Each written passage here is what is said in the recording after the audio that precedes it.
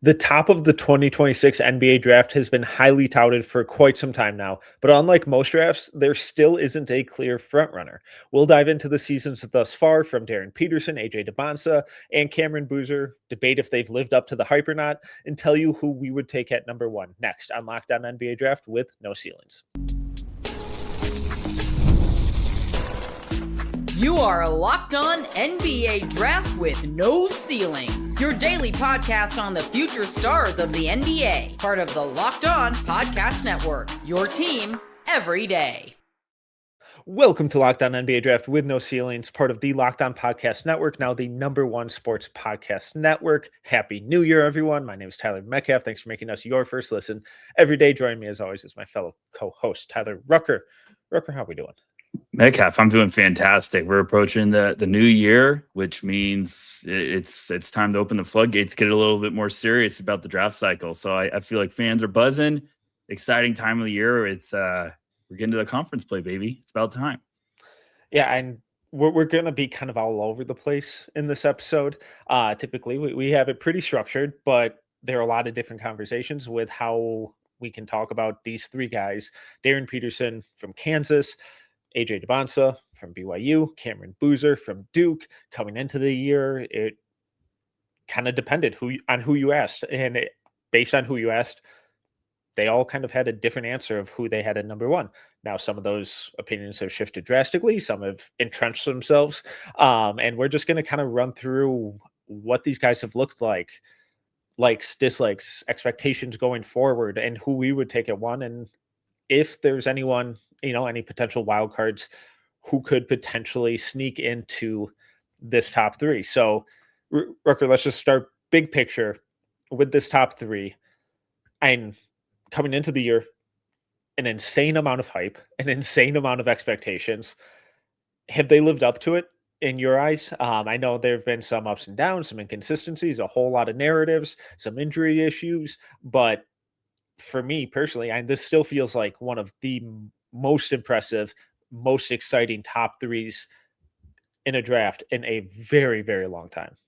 Lived up to the hype and more for me. I mean, you got three guys. Now, I know we're going to talk about Darryn, and it's tough because Darryn's only played, 4 games, and obviously the exhibition games too. We love to talk about as well, but that's the reality with him dealing with the hamstring injury. Is like, but he's only played 4, but all three of these guys are almost at 20 points a game. Efficient. I think Cam and AJ Dybantsa are both around 23 a game right now. So, you usually don't see a lot of these guys are also like in National Player of the Year conversations with college basketball, which you don't see for freshmen. So it just tells you how impressive those three have been. A couple of other guys, which I'm sure we'll talk about later, but yeah, it's lived up to the hype and more for me, Metcalf. And you ask around the league and you get the same, different response that we were getting before the year. It's kind of, what's your flavor? What's your preference? A lot of guys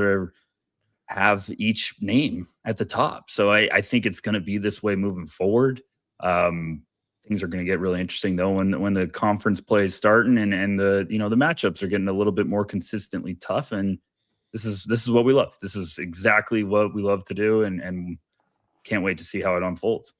Yeah, and one of the things that's been so impressive for me is how much these guys are driving winning basketball, which I know at first is like, well, yeah, they're the best player on the team. They're these highly touted freshmen. Like, of course, they should be driving winning basketball, but that's not always the case.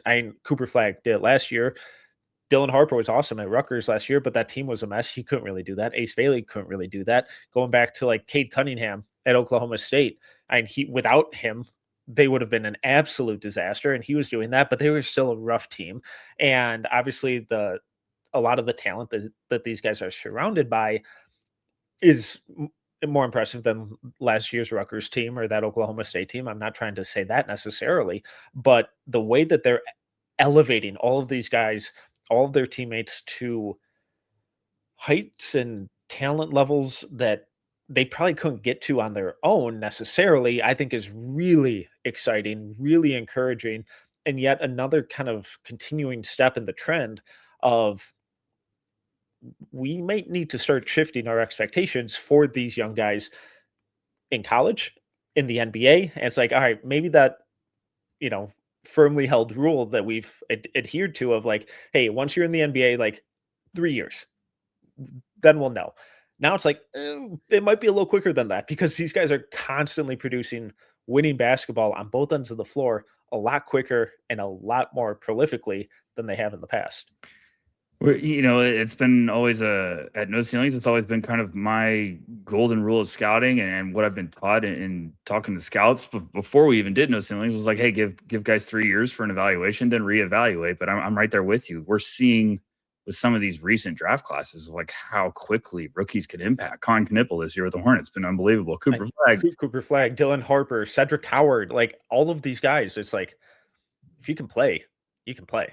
Well, and then you go back even another year where everyone's like, hey, this is the weak draft. And now you're like, oh, yeah, Alex Sarr, Reed Shepard starting to fight in their group. So there's talent in every draft class, but I'm with you. Now, all of a sudden, it's like, hey, these guys might be more ready to help than you realize if you can stress patience. Now, some other guys are always going to need, some normalcy when it comes to like, okay, you're starting to see takes a couple of years to really find their groove. But I think that's a big testament to like, hey, the guys going to college now, they're playing, they're working on their games. And with these big three, you're seeing growth from a lot of them already this year. I mean, they're all young players, but you're seeing how tremendous their upside is and how they can impact the game. Like you said, winning basketball. When they're off the court, the teams are looking around like, can we get them back in the game as quick as possible?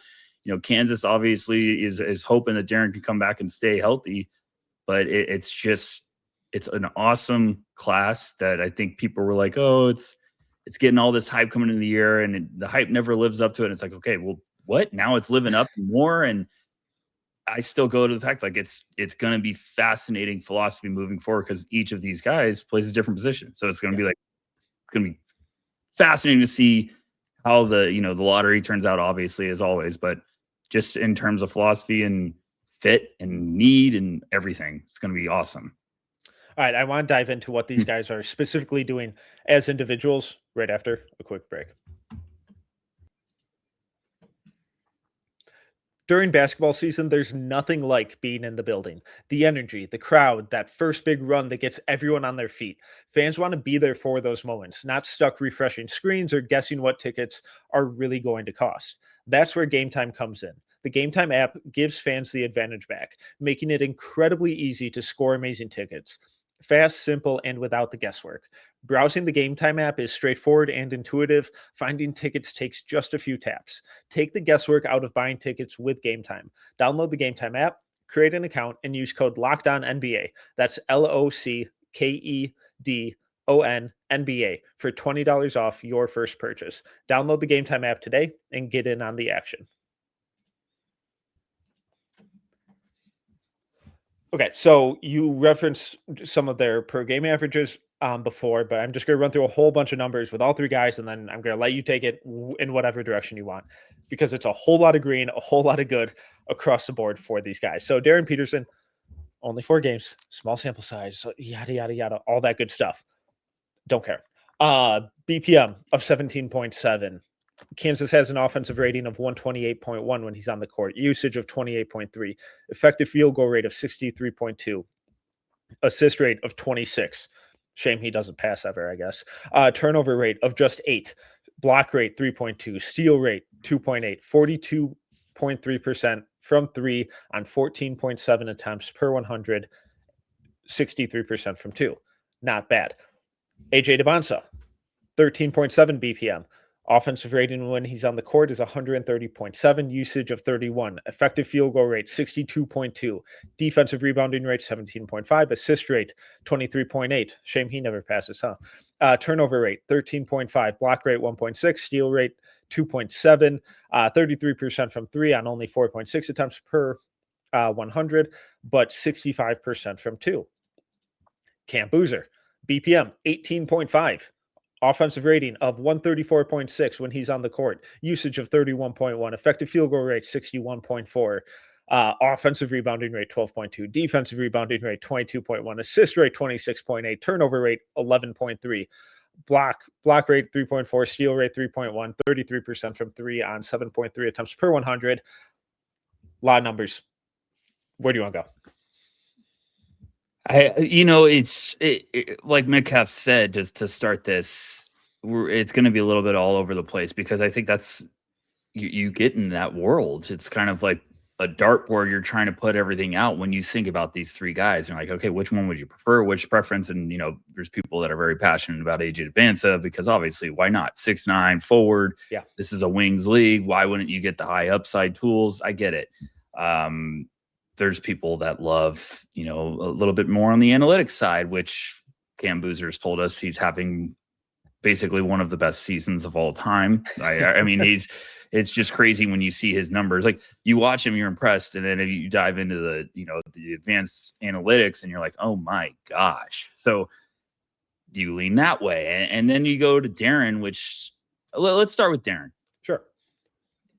Look, Darryn is dealing with an injury that I think people are frustrated. I know Kansas fans are very frustrated, very passionate about it, but this is an injury that's like brutal to try to play with. And it's always like, hey, if you're an NFL fan, you see wide receivers with hamstrings, like how much of a nightmare it could be. It could be something that lasts the whole year. Yeah. And watching that last game where Darryn was trying to come back, specifically when I watched the NC State game, a couple plays, I was like, oh gosh, I can tell he does not look right. Like it was like, oh, he looks at 70%. And I'm like, he looks at 70%. He's been the best guy on the court. And it's not even close. So Darryn is, I think if Darryn gets healthy and puts, a month or two of games, people are going to be like, oh my goodness. And it's be like, yeah, that's the Ferrari that's been in the garage for the last couple months. So I still think Darryn's going to be running for the number one pick. I know people are frustrated because they don't get to see him, but like that's how special he is. Do you want anything from Darryn for you, or do you want to keep moving? No, and he rocks. And it's really frustrating. I get it. 4 games sucks, and all we've done is talked about how incredible this kid is and how much he's going to mean to this Kansas team, and he just can't get out on the court through apparently no fault of his own. It's just a soft tissue injury that lingers and is so easy to make worse if you're not 100%, if you're not 100% healed. And for some people, it just takes longer than others. It's really been brutal. But the fact that he's by far been the best player on the court every minute he's out there is exciting. I'm sure it makes it even more frustrating for Kansas fans who are like, can I just see my team? And it's frustrating from us because we're like, can we just see Darryn Peterson play so we can, make our lives a little easier? Not that the injuries affected my eval of him at all. But one of the common refrains with him that I keep seeing is I was like, oh, well, he can't really pass. So it seems like people are either in the bucket of he's a point guard, which he's not, or he can't pass, which he most certainly can. And we see that in the assist rate numbers where you see it littered throughout his high school film. But it's also understandable that in this Kansas team, in his spot minutes that he's been healthy, that he's been on the court, it's like, yeah, he's not carving up the defense because he's not up to game speed yet. He's still in that adjustment period of adjusting to defensive schemes and rotations and speed and physicality and all that kind of stuff. So it makes a little more sense that he's steered slightly more towards a scoring role, which I don't think there's anything wrong with. And I'm just really praying that we get healthy Darryn Peterson sooner rather than later. So by the end of the year, we're getting at least a couple weeks of him fully caught up mentally and physically and really starting to dice up defenders and defensive rotations like we saw with him throughout high school. Look, the assist narrative always is one of my least favorite things with college basketball because I think people focus on stats and they don't take in the situation. Well, because to get an assist, something else has to happen. You got to make a shot. No, but Metcalf, we go back, Kay Cunningham year, everyone's quick thing was, hey, he doesn't pass. Look at his assist numbers. And it's like, well, watch the film. Literally watch a game. Because he throws guys wide open and you get guys airballing wide open corner threes. And so it's like, its situation is always one of the biggest things that we hammer home. Like, what is the situation that Darryn's in right now? Darryn's in a situation where they need him to score a lot. And you're seeing how they're struggling when he's not there. They've had some guys step up in huge, big time wins, but like to ask them to do that every single game is tough. So like Darren's situation, when I watched him before the season, I told you, like, everyone was talking about how good of a scorer was. I was like, I took it to another level when I saw his playmaking. I was like, oh my gosh, this is an unbelievable playmaker. Yeah. I also think like why I'm starting to buy in more on Darryn, and I had Boozer preseason one for most of the season. I've won. I talk all the time. I don't move my top three really that much. I'm getting close to doing that because I keep buying into the fact that Darryn has potentially the easiest transition of the three. He's going to be a player you want the ball in his hands the most. Yeah. Because of his decision-making, his playmaking ability, and his scoring gravity. So, like, I get it. And I've seen enough this year to be like, okay, that's a bad man. But the last thing I want to say about that is, like, look, conference play's coming up. Kansas in a gauntlet of a conference. I mean, they've got UCF coming up on the road, and then TCU, and then and West Virginia. And then Iowa State at home in less than 2 weeks. And then it's Baylor, it's Colorado, Kansas State. Then all of a sudden BYU and Texas Tech. So like Kansas knows, hey, if we're going to have a shot at this, we need Darryn to get healthy, and they're going to try to be as patient as possible. And they might get to a point where like, we have to have him around for conference tourney time to even have a shot to get into, we'll see. But I just think you can't rush this because like you said, if he tries to push it too hard in practice and it pops up, clock restarts. You gotta work it back again. So they're gonna be as patient as possible. But I still think we're gonna see him back and hopefully staying on the court. AJ or Cam, where do you want to go? Let's go with Cam because I want to end with AJ. Okay. What hit me with it? What are you thinking? Awesome player, incredibly productive. All he does is win. That's all he's ever done. I'm kind of anticipating that's all he'll ever do. But I'm kind of in the camp of he's third on my board, and I'm not totally convinced that that's going to change going forward. So obviously a lot of basketball left to be played, and he's playing some incredible basketball for Duke. He's improved throughout the season, just like AJ has. We'll get to that later. But when I think about him translating to the next level, like when I think about all three of these guys translating to the next level, I think Darryn can be an offensive engine, a driver of the offense, not from a heliocentric standpoint or anything, but like someone who, if you need a bucket, he can go get you that. If you need to make the right play, he can go get you that out of any situation, with a screen, without a screen. They really drive the offense. And I see AJ doing the same stuff. I'm not sure I see that from Cam. And that's one of the bigger limitations when we're talking about being a top pick in this draft, the top pick in this draft. I kind of want that from my franchise cornerstone.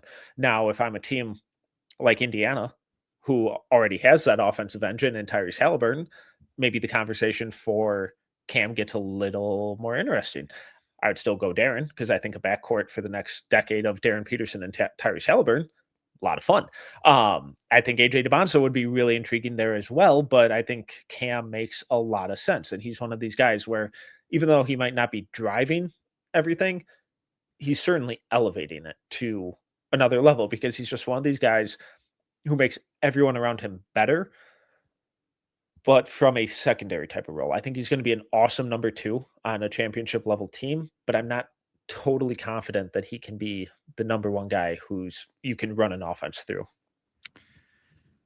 I get any doubts, concerns with Cam because it is also, look, the quickest thing fans like to do when it's a big prospect is if he's not 6'10", you're like, he's undersized. That's the first thing you'll say is like, hey, he's undersized for the modern NBA. And it's like, okay, let's take into fact, like, also there's undersized height wise and there's undersized width, which a lot of people don't. He ain't undersized width. He is a bull down there. So that's what he uses his frame to get wherever he wants. The finishing stuff, I understand there's concerns. I also think that's like my hot take I've been saying since I think he uses that as a weapon sometimes. You see him get shots up and he attacks the second shot before people realize or know what's going on. It's kind of how he builds real estate at the free throw line is he gets the shot up to attack the offensive board. He's so quick with that. Does he need to work on the primary finish? Absolutely. I'd love to see that. I think it's slowly coming along. You're seeing some adjustments. Yeah. You're seeing him not get so cute with trying to hesitate and sell fakes. But I understand, look, there's a bad man right outside the top 3 that we're probably going to talk about later, I would guess. But I think this is going to be my top 3. I love Cam. If I have him at 3, it's not that I don't like Cam. And I do think those 3 right now can go in any order, and I understand it. I really do believe that. A team could look at Cam Boozer and bring them in for pre-draft, and he knocks it out of the park, and they're like, maybe Indiana just gets the number 1 pick, and they love him. And he just is like, hey, we're going to get Tyrese's running mate for years to come. Like, hey, he might be a number 2, but, he's a 1B in our eyes, and we have a 1A in Tyrese. I get it. The pre-draft process always throws curveballs, and I think Cam Boozer is going to be one team's going to be like, he's been number 1 on our board forever, and we love the intangibles. But if you're swinging upside, those other 2 are going to be really enticing. Yeah, and there are a lot of NBA people that I've talked to where it's like, I can't quit Cam. He's been the most dominant player that I've seen going back since he was 14 years old, and he's still doing the same stuff. He's still putting up massive numbers. He's still driving winning, and it's like I can't quit it. And I get it. It's tough to push back against. Oh, you're the most decorated high schooler maybe ever.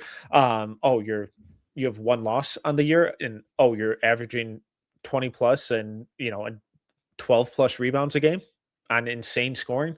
It's tough to argue. I want to pivot to the defensive side just real quick, because I've unfortunately been kind of underwhelmed. I never expected him to be like a big time prolific shot blocker, rim protector, because that's never who he's really been. He's always one on that end doing the little things. But I feel like those have been a little sloppier, a little messier this year than I was anticipating, and this might be a scheme thing where they just kind of plant him in the middle of the paint a lot. But like even in like that Texas Tech game, some of it was probably matchup based where he was just daring the guy that he was matched up against. It's like, if you're going to make a corner 3, whatever, I don't care. I dare you. But like there have been times where he like loses guys in rotations and just is too happy to just be camping out in the middle of the paint, even though he's not this big time rim protector. Like when a guy like Dybantsa does it, cool, get that. I don't want you defending in space, but I would like to see Cam a little more active, a little more impactful on the perimeter, because he's not a big time primary rim protector. It's not bad, just a little nitpick right now. Yeah, I'm with you. I think that's why we like to get more film and why we stress patience. When people ask us about this, is because then you start to see something middle of the year and you're like, I'm going to keep an eye on that. And for me, it's been the same thing with the defense, where I start going like, is this scheme stuff? Because you see also a little bit of the on ball stuff where I'm like, he could wall this guy off, and he's like not wanting to pick up a ton of energy on offense too. Exactly. So role situation, as we talked about with Darryn. And I also think there's just times where I'm like, is he not trying to pick up a couple fouls? Because they're like, hey, like it's early. Don't get yourself in foul trouble, because you see that Duke team when he's off the court, and it's like, oh boy, get him back in quick. So definitely some defensive stuff I'm keeping an eye on moving forward. Okay. Let's get to AJ right after a quick word from our sponsor. Fridays already feel different during basketball season, and FanDuel is making them even better. Every Friday night before the game tips off, FanDuel gives fans a new way to kick off the weekend with NBA Happy Hour. NBA Happy Hour is your official pregame, a limited time window where special offers drop right inside the FanDuel app before the action starts. It adds extra energy to Friday night basketball without overthinking it. So before tip-off, check the FanDuel app and see what's dropping during NBA Happy Hour. Every Friday from 6 to 7:30 p.m. Eastern. A little basketball, a little action, and a whole lot of Friday energy. That's NBA Happy Hour only on FanDuel, the official sportsbook partner of the NBA. Let's talk AJ Dybantsa, who for me is trending closer to being number 1. I don't have him there yet. But the growth that we're seeing from this guy every single game, primarily on the offensive end, is awesome. We knew he was a bucket. We knew he could get whatever shot he wanted and get to the line and be uber efficient because of that kind of stuff. But now we're seeing the playmaking vision, accuracy, willingness all accelerate at a really encouraging growth rate. So, we got kind of roasted and lambasted early in the season when we nitpicked that Nebraska game where he was constantly missing reads and not finding open guys. And the reason that we pointed a lot of that kind of stuff out was like, all right, this sucks right now, but here's an example of what it is now. What does it look like in 2 months? And look, weird. Guys got better.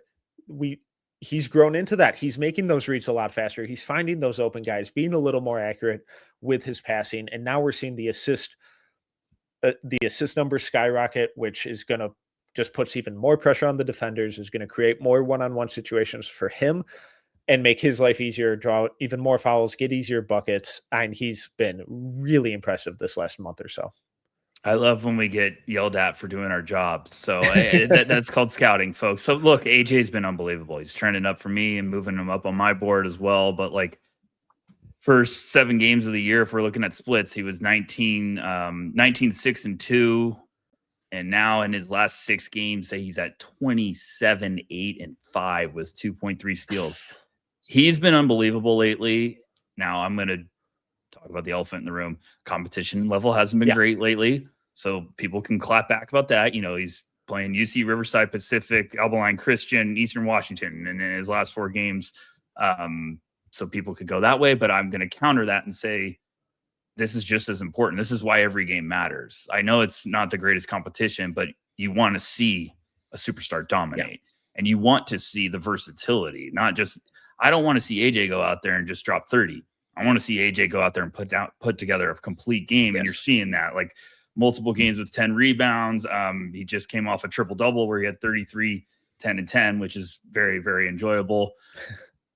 You're starting to see a switch go off. And this is why we always say, like, do your check-ins and see how a player is progressing throughout the year, because even if it's that's the strength of schedule isn't great, fine. But what are we seeing on the court? Now, all of a sudden, conference play is going to be coming, and AJ is going to be cooking a little bit with confidence because he's like, I'm feeling good. I've been rolling lately. If he carries that over, starts putting together and Big 12 play against some tough opponents, it's going to be tough not to take a 1 because we're just seeing the tools come together. The game is slowing down. And this is why we talked about the preseason stuff. Like, we need to see this progress. Yeah. We need to see if we can see some strides forward in this. He's an 18-year-old wing. We thought it was going to happen. We were just like, let's see how long it takes for some adjustments. Now you're starting to see everything just slow down. And it's like, oh man, here's that monster we were all waiting for. And another aspect of why these 4 games are so important, the numbers rock. Cool. At the end of the day, don't really care because of the competition, but it's also a proof of concept for him and building that trust and that relationship and that chemistry with his teammates. So now when they play Houston and he's driving middle of the floor and Richie Saunders is in the corner, now he's going to be a little more willing to make that kick out pass a little quicker the second he's open, because it's like, oh yeah, in that Eastern Washington game, when I did this, he went off. He knocked down however many shots he made, whatever. I don't know the raw numbers, but you get the process. And by him being able to find success against these lower teams is great. But also his teammates finding that similar success and proving that they can execute when he kicks the ball out to them is going to make him just trust him even more down the road when the games and competition really ramp up. Okay, so we only got like a minute or 2 left. So top 3, these guys rock. Gun to your head. You have first pick. You're on the clock. Who are you taking? Right now, I think it would come down to roster construction, and it would probably be between Darryn and AJ, just because of the player I've seen from AJ lately is still one that I think the defensive tools are waiting to be unlocked. Yeah. But Darryn, I think if he gets back on the court and people see what Darryn can do, he's a really, really special player there. So I think it would come down to those 2, just because, look, when you're swinging your top 2 picks, you're swinging for upside, but the big man would be pretty winning is a skill. I believe that guys know how to win, and it would pass. But I would say Darryn right now. What about you? It would be Darryn for me pretty easily. Yeah. And I think he's kind of the most fit independent guy, where I think he's the type of guy where it's just take the talent. Like he can play on ball, he can play off ball, he can defend. And when you unlock all of that, I think he's super malleable. AJ would definitely be in the discussion. He would be brought up. And then I think at 2, that's where I think the roster fit becomes a little trickier, a little more important. Not quite super important, but it becomes more of a tiebreaker, I guess, if that makes sense. And then real quick, finally, it's always been this top 3. Is there anyone that you could see legitimately breaking into this top 3? I think Caleb Wilson could. I think he could. Now he needs to keep doing what he's doing. Look, the draft is all about anarchy and chaos that throws those curveballs, even when you get the best intel and the best insiders and they're all believing the same thing. It's a different story when you're on the clock. So we've seen the pre-draft process too can shake things up. Guys go into a team and they have their day where it's an unbelievable, they can't miss. Everyone in the gym's like, oh my gosh, look at this guy. He meets with the team and knocks it out of the park. Crazy things happen. Sometimes it's just your day and you're cooking at the right time. So could I see Caleb Wilson getting up there? Absolutely. 6'10", freakish tools, who's been unbelievable for North Carolina this year. I think he could possibly get in the mix. So what about you? That's the only one I could legitimately see. I think there's like a like if he has like a 5% chance to do it, I'd say like maybe Jaden Quaintance has like a 0.5% chance. Like if he just has an insane end to this year and he looks like Anthony Davis reincarnate on the defensive end, and it's just like, oh my God, this guy's a monster. Maybe. It's like one of those, if you squint and tilt your head, could you potentially see it? And it's like, maybe a little bit. But just to kind of highlight how absurd Caleb's numbers have been real quick. BPM 13.9, effective field goal rate 57, offensive rebounding rate 12.8, defensive rebounding rate 25, assist rate of 17.9, turnover rate just 12.4, block rate of 5.1, steal rate of 2.6, 58.6% from 2, only 26.7% from 3, and that's the big hindrance. Guy's not shooting it at all. He's dunking everything. He's being a menace, doing all the hustle stuff, and is looking like one of the best North Carolina freshmen in a long time. But I still don't think it's going to be enough to topple any of these top 3, because all of Darryn Peterson in his limited games, AJ Dybantsa and Cam Boozer have been sensational. That's where we're going to leave it. He is Tyler Rucker. You can follow him at Tyler_Rucker. I'm Tyler Metcalf. You can follow me at Team Metcalf 11. Thank you for listening to Locked On NBA Draft with no ceilings and making us your first listen every